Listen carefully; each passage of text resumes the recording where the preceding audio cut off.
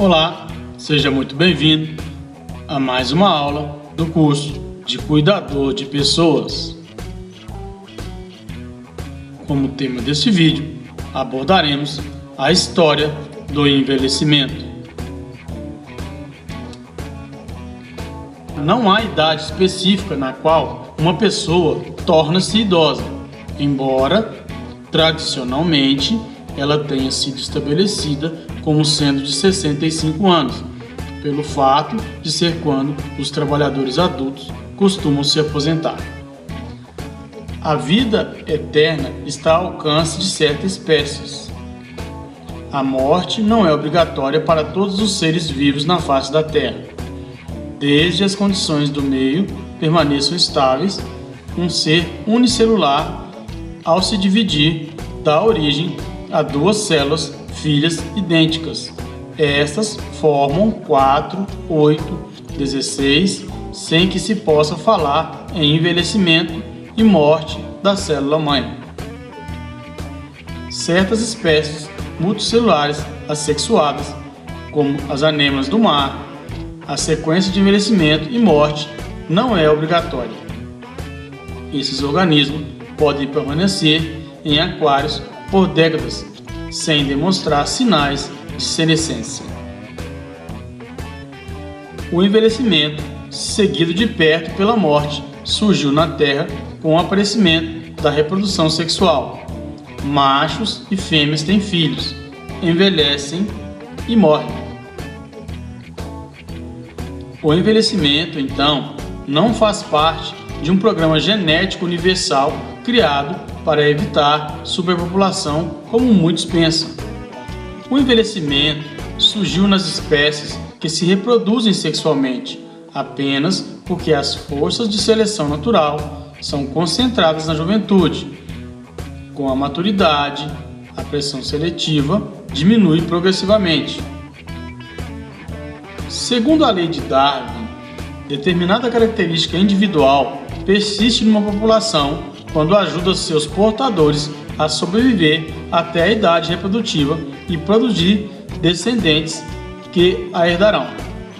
Por exemplo, na história da evolução da espécie humana, os homens que produzem espermas e as mulheres que ovulam mais cedo levam vantagem reprodutiva e deixaram mais descendentes com a capacidade de amadurecimento sexual precoce. Ao contrário, quando uma característica impede a chegada do indivíduo na fase produtiva, tende a ser eliminada a população. É o caso de certas leucemias da infância, raríssimas hoje, porque seus portadores não viveram para transmitir seus genes aos filhos no passado. A esperança de vida da população mundial aumentou de forma considerável.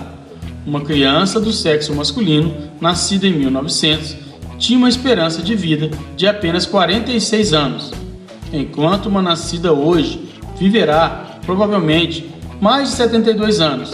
Uma criança do sexo feminino, nascida em 1900, tinha uma esperança de vida de 48 anos, enquanto atualmente ela será de cerca de 79 anos. Embora seja significativo o aumento da esperança de vida, é muito pequena a alteração registrada no limite máximo da idade que se pode atingir. Apesar dos avanços na genética e na medicina, ninguém parece ter conseguido ultrapassar o limite dos 120 anos. Todas as espécies envelhecem e experimentam alterações consideráveis, do seu nascimento à sua morte. A partir desta evidência, a ciência propõe várias teorias sobre as causas do envelhecimento, embora nenhuma tenha sido comprovada. No fim das contas, de cada teoria podem extrair-se alguma das causas pelas quais se envelhece e se morre. Teorias do envelhecimento. Para determinar as teorias de envelhecimento, os cientistas basearam-se em 3 linhas de pensamento: síntese da proteína errônea, envelhecimento geneticamente determinado, teorias que partem de distúrbios no sistema imunológico ou influências adaptativas através de acontecimentos do meio ambiente. Síntese da proteína errônea. A informação genética é armazenada no DNA que se encontra no núcleo de todas as células. Ela é transmitida ao RNA M, que aos ribossomos situados no citoplasma recebe a ajuda o RNA T, que acabam por represar aminoácidos da célula. Nesses diferentes processos podem ocorrer erros, que como consequência está a síntese de proteínas defeituosas. Teoria do entrelaçamento transversal das macromoléculas. Dificuldade para o RNA-M ler o código, levando a erros na síntese de proteína em função dos entrelaçamentos transversais e paralisações do DNA. Vezar em 1962. Teoria da mutação. Aberrações cromossômicas no fígado de acordo com o aumento da idade. Consequentemente, haveria também nos outros órgãos, dito por Curtis em 1968. Teoria do bloqueio do DNA através das estonas. Com o aumento da idade, há um maior aparecimento de estonas, proteína básica, levando assim a uma dificuldade na desespiralização do DNA e, consequentemente, prejuízo na síntese proteica. Teoria dos radicais livres. As reações dos radicais livres originam, entre outros, alterações das propriedades da membrana, radicais químicos resultantes das reações metabólicas que têm grande avidez por oxigênio, formando moléculas que interferem na permeabilidade celular, dificultando a renovação metabólica intercelular, dito por Hahn em 1973. Teoria dos erros. Erros na síntese de proteínas e, consequentemente, diminuição da atividade celular. Teoria dos mecanismos de reparação.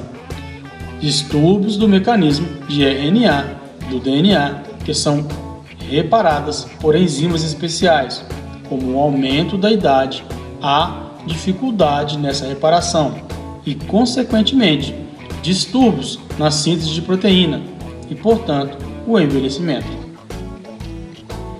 Teoria das catástrofes dos erros. Erros nas funções celulares fundamentais. Teoria da restrição das matrizes celulares. Leitura incompleta do código e, portanto, distúrbios na síntese de proteínas. Envelhecimento geneticamente determinado. Hipótese do relógio do envelhecimento.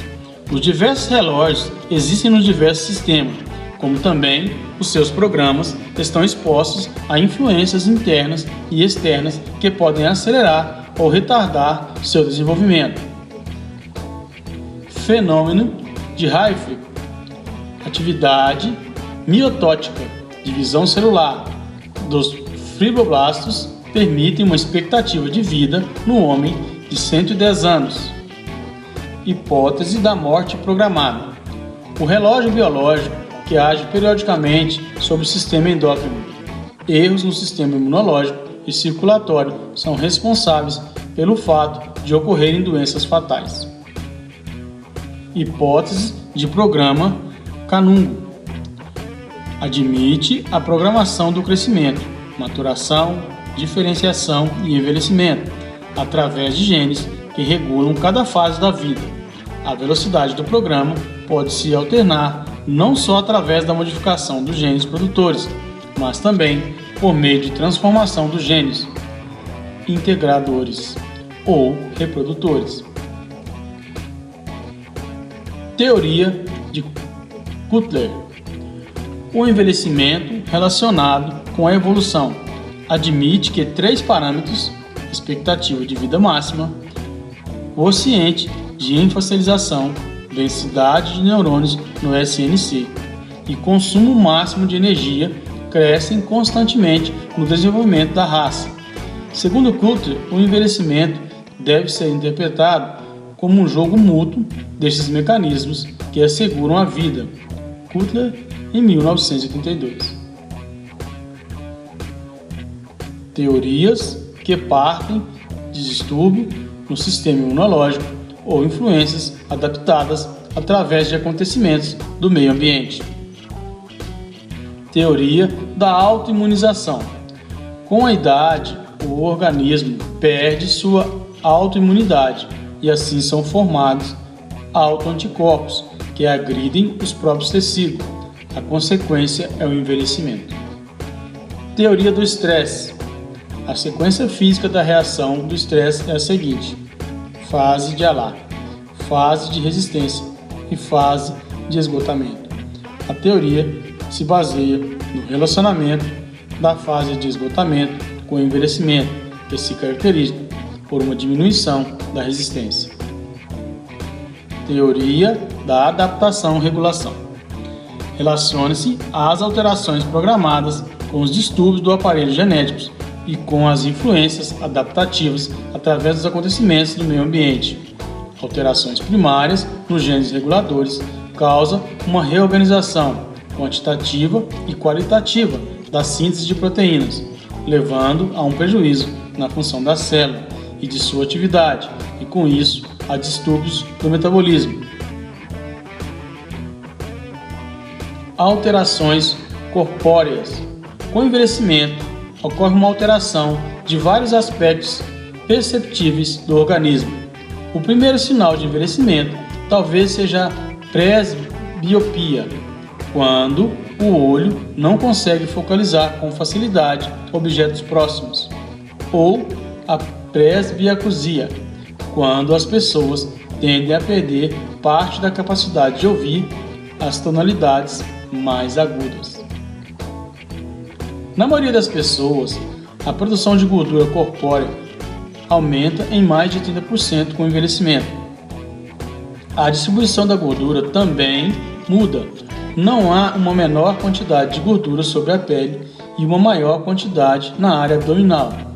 Consequentemente, a pele torna-se mais delgada, enrugada e frágil e a forma de um tronco muda. Não é surpreendente que a maioria das funções internas também altere ao longo do tempo.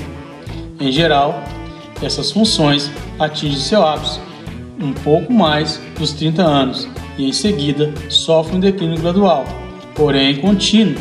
Entretanto, mesmo frente a esse declínio, a maioria das funções permanece adequada durante toda a vida, pois quase todos os órgãos possuem uma capacidade funcional consideravelmente superior às necessidades do organismo, a reserva funcional. Importante: geralmente as doenças são responsáveis pela perda da função nas pessoas idosas, mais do que o envelhecimento normal.